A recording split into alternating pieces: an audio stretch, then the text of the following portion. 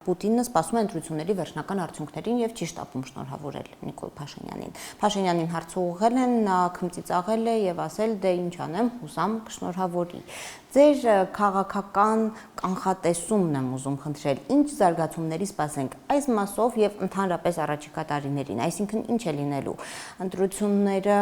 կունենան երկրորդ փուլ թե չեն ունենա, կգնանք խորհրդարան, կշարունակենք բնականon աշխատել եւս 5 տարի, թե փողոցային պայքար կլինի եւ թեժ իրավիճակներ։ Ինչ կանխատեսում ունեք քաղաքական ընդհանրապես։ Նայեք, Պուտինը շնորհավորելը, չշնորհավորելը ոչ մի ազդեցություն չի ունենալ։ Հիմա ծնունդը զանգեց շնորհավորեց, 3 ժամ հետո սահմանափակումները շարունակվեցին։ Զուտ քաղաքավարական այսպես զանգը չի նշանակում, որ այդ պետության քաղաքականությունը փոխվելու է։ Պետք է մի բարձ ճշմարտություն մենք ուղղակի գիտակցենք։ Սա մեծ քաղաքականություն է։ Կա Ռուսաստանի պետական շահեր եւ շնորհավոր է, դա չի փոխելու պետական շահերի այդ վեկտորը։ Հայաստանը միշտ դիտվել է որպես բարեկամական երկիր։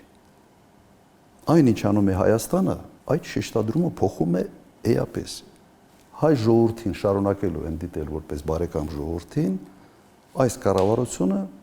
կառավարությանը դիտելու են որպես ոչ բարեկամական կառավարություն, որտեղ այս կառավարությունը գնում է դեպի Ռուսաստանի թշնամիներին։ Այսօր դա է վիճակը։ Հիմա կարող է 5 տարի հետո պատկերը փոխվի։ Չի երևում, որ 5 տարում կփոխվի, սա կարծում եմ մի հերթական մեծ ցիկլն է։ Ըստ էության Եվրոպայի հետ գնում է սառը պատերազմ, Եվրոմիության հետ, թեժ պատերազմ Ուկրաինայի տարածքում, ընդհանուր առմամբ սառը պատերազմ, եւ այդ սառը պատերազմի ժամանակ Հայաստանը բռնել է ճանապարհ դեպի ինտեգրվելու Ռուսաստանի թշնամիների հետ։ Ոնց կարող է մի հատ շնորհավորանքը փոխել, այդ սխեման պիտի փոխես։